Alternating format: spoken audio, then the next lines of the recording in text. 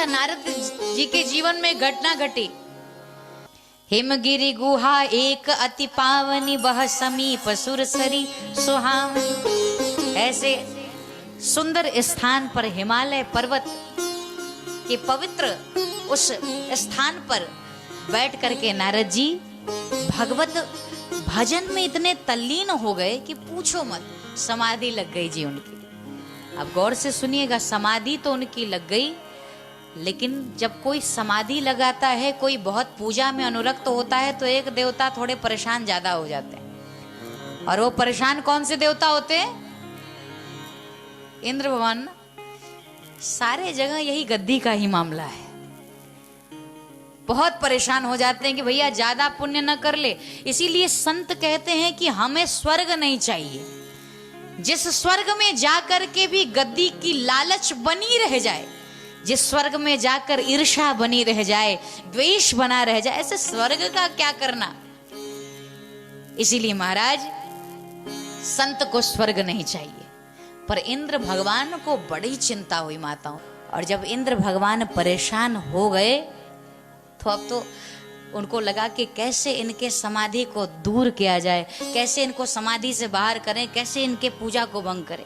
आप शास्त्र उठाकर पढ़ें भैया, आप पुराण उठाकर पढ़ें, आप देखेंगे 99 यज्ञ तो हो जाते, 100वां तो करने ही नहीं देते किसी को। 100वें में कुछ ना कुछ ऐसा उत्पात जरूर करते हैं कि मामला बिगड़ जाता है।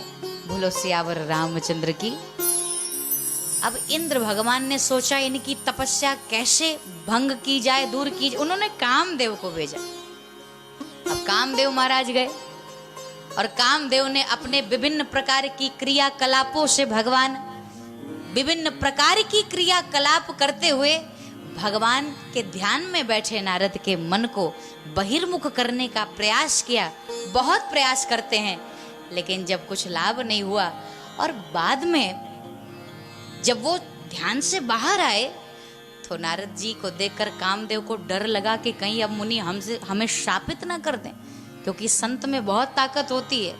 एक बार संत से भगवंत भी, जहां जहां संत जाते भगवान पीछे पीछे पहुंच जाते। संत की इतनी महिमा है, संत का इतना सम्मान है, संत इतने अद्भुत होते हैं भैया। आंख खोला नारद, डर गए। कामदेव ने सोचा अब तो हमें शाप मिल जाएगा, लेकिन आश्चर्य की बात यह है कि भैया नारद जी को क्रोध भी नहीं आया। नारद जी ने कहा हमें कोई क्रोध नहीं, और कामदेव ने अब प्रशंसा करनी शुरू की। देखो, इंसान तीन ही चीज में फंस सकता है, बंध जाता है, और वो तीन चीज कौन सी है? कंचन, कामिनी और कीर्ति। कंचन, कामिनी और कीर्ति, ये तीन को अगर जिसने छोड़ दिया, समझ जाना उसी के पीछे ईश्वर घूमता है। लेकिन बहुत कठिन है ना। कंचन कौन छोड़े? धन की आशा किसको नहीं है? कामिनी, और बहुत सारे ऐसे लोग हैं जिन्होंने पैसे को छोड़ा है, स्त्री का त्याग किया है, लेकिन त्याग भी इसलिए किया है ताकि समाज में हमारी कीर्ति बढ़े, लोग हमें त्यागी बाबा तो कम से कम कह के बुलाएं। कहीं ना कहीं उद्देश्य फिर वही है, प्रशंसा, हमारी कीर्ति बढ़े, हमारा नाम बढ़े। और भगवान कहते हैं यही तीन चीज है जिसमें हर व्यक्ति फंस जाता है। और नारद जी के जीवन में जिस नारद को कंचन का कोई प्रभाव नहीं, जिस नारद कामिनी का कोई प्रभाव नहीं, नारद जी की प्रशंसा करनी शुरू कर दी। और जब काम ने नारद जी की प्रशंसा, अब नारद जी प्रशंसा में फंस गए। और प्रशंसा में क्या फंसे? आहा महाराज, आप जैसा तो अद्वितीय ध्यानी मैंने देखा नहीं। कामने का क्या ध्यान लगाते हैं। मैंने आपको जागृत करने का प्रयास किया, लेकिन आप जागे नहीं। और जब जागे तो महाराज आपको क्रोध भी नहीं आया मेरी उदंडता पर। कोई और होता तो शापित कर देता, लेकिन आपसे बढ़कर दुनिया में कोई नहीं। बस काम ने जैसे कहा, मुस्कुराने लगे। नारद की मुस्कान भी थोड़ी कुटिलता वाली थी। ओहो, हम इतने महान, ये भाव था। और जब ये भाव आया, काम ने कहा हमने अपना काम कर दिया, अब महाराज तुम संभालो। और जब कामदेव वहां पर से चले गए, अब नारद के मन में हर पल आए, हम इतने अच्छे, मेरे समान दुनिया में ऐसा कोई नहीं है जिसने काम को जीता हो। तब से याद आया कि अरे एक और है जिसने काम को जीता है, और वो कौन, कोई और नहीं बल्कि हमारे महादेव हैं। काम को जीता है लेकिन क्रोध को थोड़ी जीत पाए, और क्रोध को जीते होते तो काम को जलाते थोड़ी नहीं। महादेव ने काम जीता है लेकिन क्रोध को नहीं। लेकिन वाहरे नारद, अपने ही से अपनी प्रशंसा, वाहरे नारद तूने काम को जीत लिया, तुमने क्रोध को जीत लिया, अद्भुत है। लेकिन ये प्रशंसा मैं अकेले जानकर क्या करूंगा, मेरी कीर्ति समाज में फैलनी चाहिए। और इसी भाव से देखो, भगवान का भोजन है घमंड, और जब नारद के भीतर घमंड आए, उन्होंने कहा चलो महादेव को तो बता दें, महादेव को सुना दें कि अब भैया अब तुमसे एक पोस्ट ऊपर हम बढ़ गए हैं, तुमसे भी बड़ा पद हमें मिलना चाहिए, क्योंकि हमने काम क्रोध दोनों जीत लिया है। अब नारद जी बीड़ा बजाते हुए श्रीमन नारायण नारायण करते हुए जैसे ही शिवलोक पहुंचते हैं, गोस्वामी जी को लिखना पड़ा, तब नारद गवनी शिव पाही, जीता काम अहमिति मन माही। शंकर जी के पास पहुंचे। शंकर जी तो प्रसन्न हो गए। प्रसन्न इसलिए हुए कि संत आते हैं ना तो कथा सुनने को मिलती। नारद जी को देखकर महादेव प्रसन्न हुए, अब तो कथा सुनने को मिलेगी। भगवान के दास आए हैं, कथा सुनाएंगे। लेकिन ईमानदारी से बताइए कि कथा सुनाने के लिए आए हैं? नहीं ना। राम कथा सुनने वाले शंकर जी को कौन सी कथा सुना रहे हैं? मार चरित शंकर ही सुनाए। राम चरित्र सुनने वाले शंकर जी को काम चरित्र सुनाया जा रहा है भैया। और सुनाने के बाद 10 मिनट देखा तो शंकर जी अवाक रह गए, शंकर जी बोल ही नहीं रहे।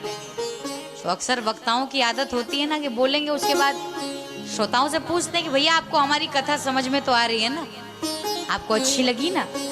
अब कोई अच्छी कहे तो प्रशंसा, कोई कह दे बहुत बुरी लगी तो वक्ता भी नाराज हो जाते हैं, क्या बोल रहा है। वैसे ही जैसे कथा सुनाई, लेकिन काम की कथा सुनाई और काम का चरित्र सुनाया। और सुनाने के बाद शंकर जी से कहा हमारी कथा कैसी लगी। तो शंकर जी अति प्रिय जानी महेश सिखार, बार बार विनवो मुनि तो ही, जिमि यह कथा सुनावो मोही। मुनि मैं आपसे विनती करता हूँ, जो कथा तुमने हमको सुनाई जिंदगी में दोबारा किसी और को मत सुना देना, भूले से भी मत सुनाना। अब कथा की इतनी बड़ी बेइज्जती तो कभी हुई नहीं होगी। सोचो, हमको तो सुना दिए चलेगा, लेकिन अब नारद को बड़ा अटपटा लगा कि हम इतनी प्रशंसा किए जा रहे हैं और ये कह रहे हैं जो हमें सुनाए किसी को मत सुनाना। जल रहे होंगे क्योंकि अब तो हम ऊंचाई पर जा रहे हैं, हम थोड़ा हमारी पोस्टिंग और बढ़ रही, तो ईर्ष्या तो स्वाभाविक है। ईर्ष्या कभी अपने बराबरी वालों के प्रति थोड़ी होती है, जो हमसे थोड़ा आगे जा रहे हैं थोड़ा मन में ईर्ष्या आ जाती है। नारद जी को शिव ने बहुत समझाया, बहुत समझाया, लेकिन गोस्वामी जी ने लिखा है कि शंभु दीन उपदेश हिता, नहीं नारद ही सुहान। तो भरद्वाज कौतुक सुनहूं, यहाँ पर हरि इच्छा बलवान। अच्छी बात बताई लेकिन नहीं नारद ही सुहान। नारद जी को कुछ अच्छा नहीं लगा, और जब अच्छा नहीं लगा तो गोस्वामी जी को लिखना पड़ा, भरद्वाज कौतुक सुनहूं हरि इच्छा बल। यहाँ भी हरि इच्छा नाम आया। हरि इच्छा जहाँ चलती है फिर किसी मनुष्य की इच्छा नहीं चलती। नारद जी से कहा शंकर जी ने जो कथा हमें सुनाई किसी और को मत सुनाना। नारद जी ने कहा हमें दुनिया भर से क्या मतलब, हम किसी को क्यों सुनाने जाए, हमें हमारे हरि के अतिरिक्त और किसी से कोई लेना देना नहीं। शंकर जी ने कहा बस उन्हीं से बचे रहना, बस हरि को ही मत सुनाना, भले इधर उधर निकल जाए बात तो चलेगी, हरि को कभी मत सुनाना।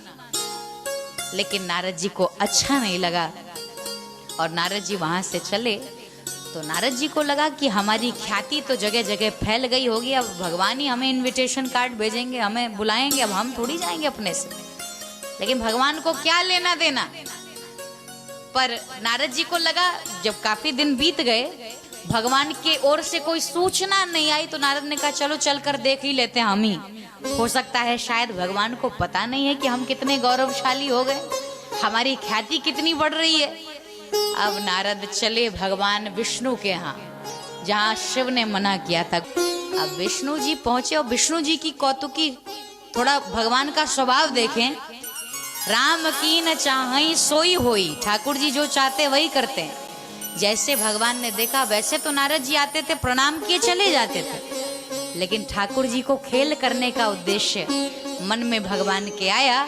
और जब भगवान के मन में खेल करने का उद्देश्य आया तो भगवान जैसे नारद जी आए ना, भगवान खड़े होके मिलने लगे। और गोस्वामी जी ने लिखा हर्षी उठी, हर्षी मिले उठी रमा निकेता। उठ करके स्वयं भगवान विष्णु खड़े होकर के सत्कार करने लगे। अब नारद नीचे बैठने लगे। भगवान ने अरे नहीं नहीं वहां नहीं, बगल बैठो ना। वो नीचे बैठने का अधिकार खो चुके, अब तो बगल में बैठने का दिन आ गया। नारद जी मनी मन खुश हो रहे हैं कि लगता है इनको पता चल गया कि हमारी ख्याति कितनी बढ़ गई है। सावधान हो जाइएगा, एक छोटी सी प्रशंसा ने नारद जैसे ऋषि की बुद्धि इतनी फेर दी, तो हमारी और आपकी कब फेर दे इसकी कोई गारंटी नहीं है। नारद भगवान के कौतुकी, भगवान घुमावदार भाषा का प्रयोग कर रहे हैं और नारद सोच रहे हैं कि ये मेरा सम्मान बढ़ रहा है। प्रशंसा की भूख बड़ी विचित्र है भैया, बहुत। और इसीलिए आप पढ़ोगे ना, जो हिंदी के छात्र रहे होंगे या होंगे वो जानते हैं, बहुत सारे ऐसे राजाओं के विषय में पढ़ो तो वो अपने यहाँ भाट रखा करते थे, जो झूठी प्रशंसा करके राजा को सुनाया करते थे। और राजा बड़ा प्रसन्न होते थे कि हम इतने मान, प्रशंसा सुनना है। और एक बार तो एक मूर्तिकार था जो ऐसी मूर्ति बनाए ना कि लोगों को असली और नकली का भेद कर पाना मुश्किल था। देखो प्रशंसा कैसी होती, लोग आते वाह वाह करते रहते, वाह वाह भैया आपने गजब मूर्ति बनाई, असली कौन नकली कौन पहचानना मुश्किल है। बड़ा खुश होता था। एक बार एक नगर में ज्योतिष आए और ज्योतिष को हाथ दिखाया और कहा बताइए हम मरेंगे कब। ज्योतिष ने कहा बहुत सही समय पे हाथ दिखाए हो, अगले सोमवार को तुम्हारी मृत्यु निश्चित है। उसने कहा सिर्फ और सिर्फ हमारे पास 8 दिन बचे, मृत्यु हो जाएगी। बहुत परेशान था, बहुत दुखित था। और माताओं उसने अपने जैसी 9 मूर्तियों का निर्माण किया और ऐसी मूर्ति बनाई कि असली और नकली का भेद कर पाना मुश्किल बनी घटना है। असली और नकली का भेद कर पाना मुश्किल रहा। अब जब वो 9 मूर्तियों के बीच में खड़ा हो जाए और 9 मूर्तियों के बीच में से पत्नी को आवाज दे, पत्नी तो देखकर हैरान रह गई कि 10-10 पति देव कहां से खड़े हैं एक ही शक्ल वाले। यानी पहचानना मुश्किल है, असली और नकली का भेद कर पाना मुश्किल। आ गया सोमवार का दिन, सुबह सुबह यमराज जी चल पड़े। और जब यमराज जी पहुंचे और क्या देखा, सुबह से ही खड़ा हो गया बिना खाना पानी के, खड़ा होकर उसी मूर्ति के बीच में कि यमराज पहचान ही नहीं पाएंगे। और जैसे ही खड़ा हो गया बीच में, यमराज ने कहा बाहर मूर्तिकार। यमराज भी थोड़ी देर के लिए चक्कर आ गए उनको कि एक को लाने के लिए कहा गया था, एक ही शक्ल के 10-10 लोग खड़े हैं, कौन असली कौन नकली। परेशान हो गए। तो कहते हैं यमराज ने इसी शब्द घुमावदार भाषा प्रशंसा शुरू की। यमराज ने कहा अरे वारे मूर्तिकार, तेरे जैसा मूर्तिकार नहीं देखा, क्या बनाते हो, तेरे हाथ में इतनी जादू है, बहुत अद्भुत, असली कौन नकली कौन भेद कर पाना मुश्किल है, गजब है तेरे हाथ में जादू, ईश्वर ने कला दी है।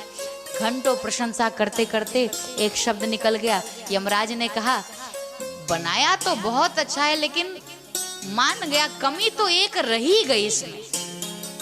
और जैसे ही यमराज ने कहा कमी एक रही गई कि बीचई में से निकल के कहता है बताओ पहले कौन सी कमी थी, बताओ पहले। यमराज ने हाथ पकड़ा, कहा यही कमी थी। केवल प्रशंसा सुनना चाहते हो, बुराई की ओर ध्यान नहीं जाता। हम केवल प्रशंसा के भूखे हैं। और वैसे ही नारद के मन में जब प्रशंसा सुन सुन के इतने आदी हो गए कि भगवान ने कहा रे नीचे ना बैठो तो नहीं बैठे, बगल में बैठ गए आज। और इसके बाद भगवान ने बढ़िया माला उतार कर अपना पहना दिया। अब नारद और फूले जा रहे हैं प्रशंसा। भगवान ने कहा हाल चाल ठीक है, सब बढ़िया पूछा। और इसके बाद इसी के इंतजार में थे, जो नारद चाहते थे भगवान वही बोल रहे हैं। भगवान ने कहा मुनि बहुत दिन से दिखाई नहीं दे रहे हो, आजकल रहते कहाँ हो, आजकल किधर घूम रहे हो, कुछ पता नहीं चलता। इसी बात की तलाश में थे कि कब पूछें और कब हम गुणगान गाना शुरू करें। महाराज प्रभु आपको पता नहीं कि हम कहाँ थे? भगवान ने कहा नहीं हमें तो नहीं पता, कहाँ थे तुम? अरे प्रभु हमारी समाधि लग गई थी। भगवान ने कहा अच्छा समाधि लग गई थी? हाँ महाराज हमारी समाधि लग गई थी। अरे वो काम आया था महाराज। अच्छा काम आया था, लेकिन हमने आपकी कृपा से काम को जीत लिया। और काम को जीतने के साथ साथ मुझे क्रोध भी नहीं आया, मैंने क्रोध को भी जीत लिया। मैंने काम को जीता और मैंने क्रोध को भी जीत लिया। बोलो सियावर रामचंद्र की। मैंने काम को जीता, मैंने क्रोध को भी जीत लिया। ये सुना भगवान ने कहा अच्छा अरे मुनि आपके तो नाम से ही ये काम क्रोध भाग जाते हैं, आप कह रहे हो जीता है आपने, आप तो बड़े अद्भुत हो। तो नारद मुस्कुराते हुए कहते हैं हाँ महाराज वो तो है ही, लेकिन ये सब मुझसे नहीं हुआ, बल्कि कृपा तुम्हारी सकल भगवाना। ये तो कह रहे हैं कि कृपा आपकी थी, लेकिन पीछे भाव क्या है? नारद कहा सहित अभिमाना। अभिमान से बोल रहे हैं कृपा तुम्हारी सकल भगवान। कृपा तुम्हारी है लेकिन घमंड से बता रहे हैं आप ही की कृपा थी महाराज, लेकिन ये है कि हम ही सब करते धरते हैं। भगवान समझ गए। भगवान ने कहा ओ अब इनके मन में अभिमान आ गया, इसको हटाना हमारी जिम्मेवारी है। नारद करताल बजाकर नारायण नारायण करके विदा हुए। और भगवान से लक्ष्मी जी ने कहा क्या कर रहे हो आप? भक्तों के अभिमान को दूर करना चाहिए कि अभिमान को और बढ़ाना चाहिए? भक्तों के अभिमान को दूर करना आपका कर्तव्य है। और आप माला पहना रहे हो, बगल में बिठा रहे हो, तो अभिमान बढ़ेगा कि घटेगा? तो प्रभु ने कहा अभिमान बढ़ेगा जरूर, लेकिन देवी नारद के मन में अभिमान रूपी फोड़े ने जन्म लिया। तो वो शंकर रूपी वैद्य के पास गए। और जब शंकर रूपी वैद्य ने उनको मीठी गोलियां दी ना, तो इन्होंने उसका सेवन नहीं किया। और सेवन ना करने के कारण अभिमान रूपी फोड़ा अब इतना बड़ा हो गया है कि जब तक इसका ऑपरेशन नहीं किया जाएगा तब तक इनका दिमाग भी ठीक नहीं होगा। बोलो सियावर रामचंद्र की। बस आज नारद जी इधर जा रहे थे, उधर भगवान ने अपनी माया का विस्तार करना प्रारंभ कर दिया। और माया ने कैसे अपना विस्तार किया? भगवान ने माया का विस्तार कैसे किया? एक बड़ा सुंदर नगरी का निर्माण परमात्मा ने किया और वहां शील निधि नाम के राजा को बिठाया। और उनकी एक बिटिया है विश्व मोहिनी जिसका नाम है, उसके स्वयंवर की तैयारी हो रही है। नारद जी दूर से देखे, नारद जी ने कहा हाँ बड़ा सुंदर नगरी है, चल के देखना चाहिए। जब नारद जाकर देखते हैं तो प्रत्येक नर नारी काम और रति की भांति सुंदर थे। पता लगा कि राजा की बेटी का स्वयंवर होना है। नारद पहुंचे सभा में, और जब सभा में पहुंचे शील निधि राजा नारद को प्रणाम करते हैं, अपनी बिटिया को बुलाते हैं, लेकिन बेटी को बुलाकर प्रणाम नहीं कराया है। आप गौर से पढ़िएगा, आज तक नारद के सामने जो भी आते हैं वो प्रणाम करते हैं, पैर छूते हैं, लेकिन यहाँ पर प्रणाम नहीं किया। क्यों? क्योंकि अगर प्रणाम कर लेते तो फिर पुत्रीवत भाव जागृत हो जाता ना। इसीलिए यहाँ पर तो भाव पुत्री का लाना नहीं है, बल्कि विवाह की इच्छा उत्पन्न, काम की भावना लाने के लिए भगवान ने ये सब निर्माण किया है। और जब विश्व मोहिनी सामने आई, और जो नारद कहते थे मेरे अंदर काम नहीं है, मैंने काम को जीता है, जिस समय विश्व मोहिनी का रूप देखा, आहा क्या हो गया। नारद के मन में शादी की इच्छा उत्पन्न होने लगी। नारद ने कहा यदि ये हमें मिल जाती तो बड़ा अच्छा रहता, हमारा विवाह इनसे हो जाता था।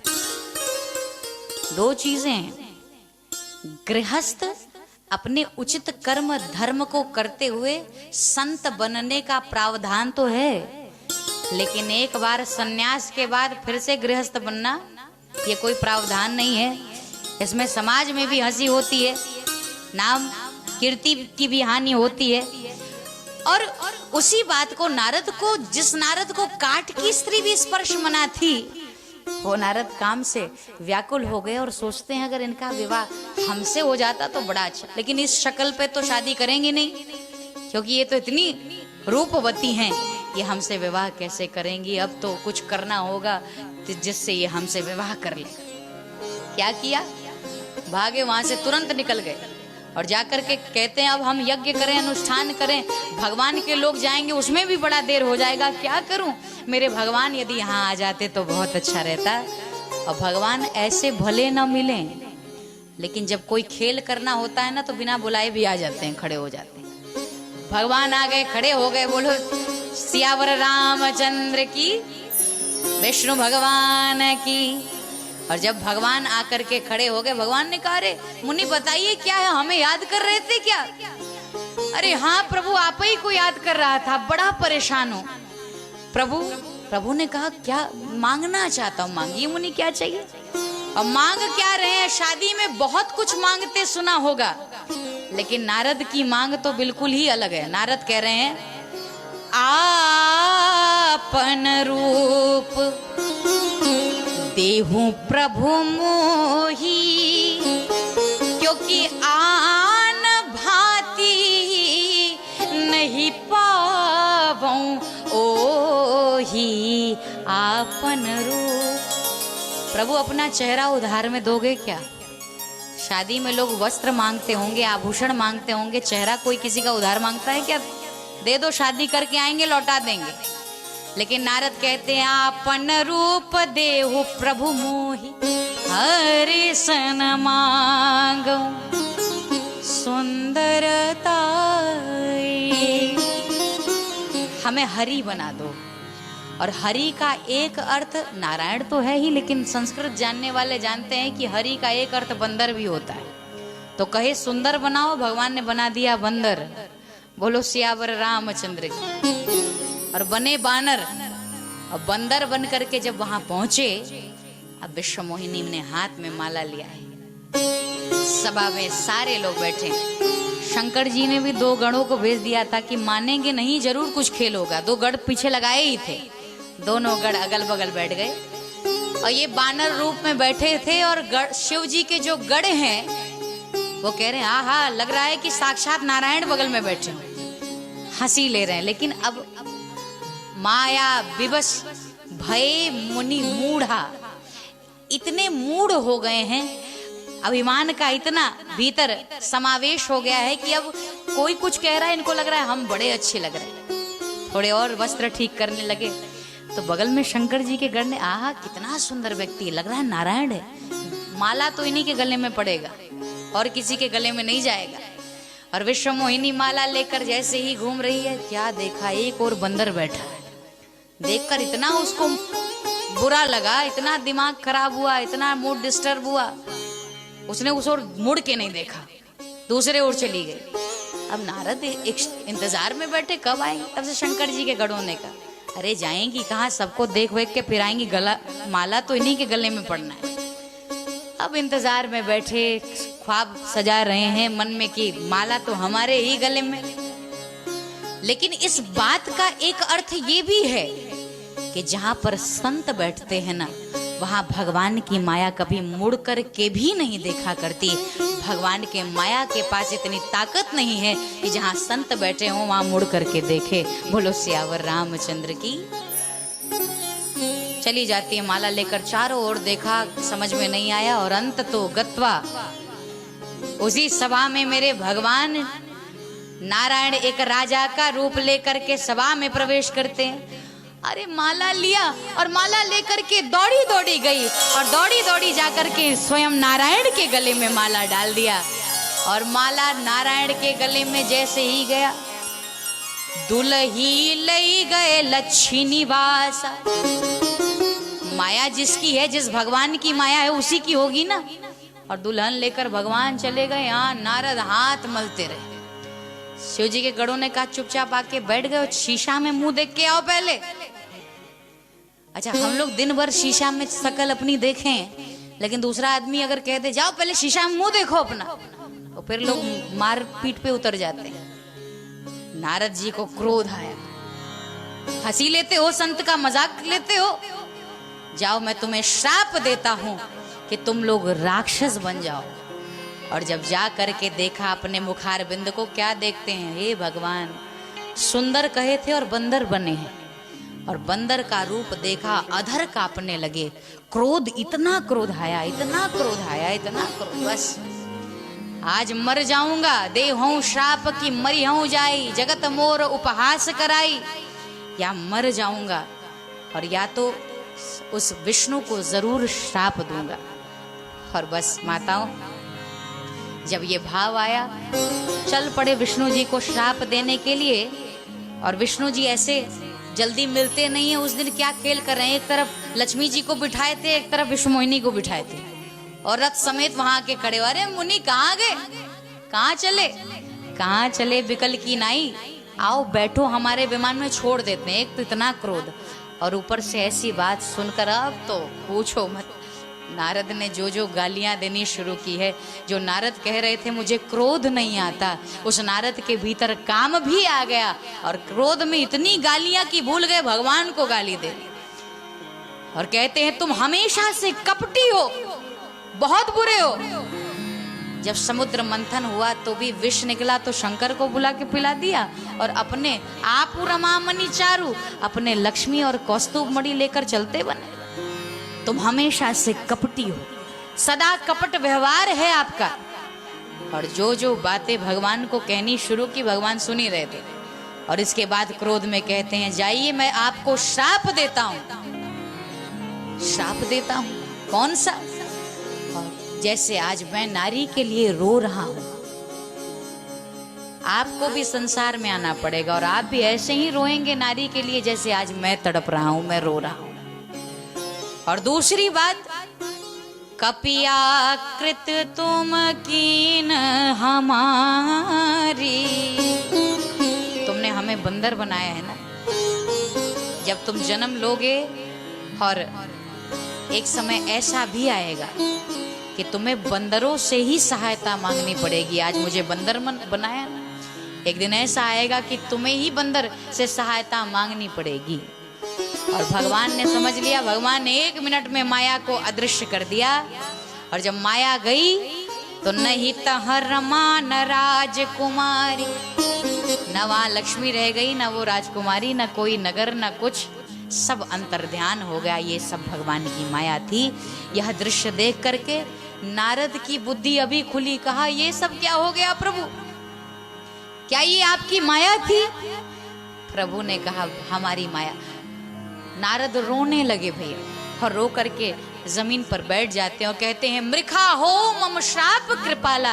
अरे ये श्राप झूठा हो जाए, गलत हो जाए। भगवान ने कहा नहीं नहीं, मम इच्छा कह दीन दयाला, ये मेरी ही इच्छा है, ये मैं चाहता हूँ, इसीलिए ये सब खेल किया है। और जो नारद कहते थे मेरे अंदर काम नहीं है, क्रोध नहीं है, उस नारद को काम से भी वो व्याप्त हो गए और क्रोध से भी व्याप्त। तो जीवन में अभिमान न आए, यही इस कथा का संदेश है।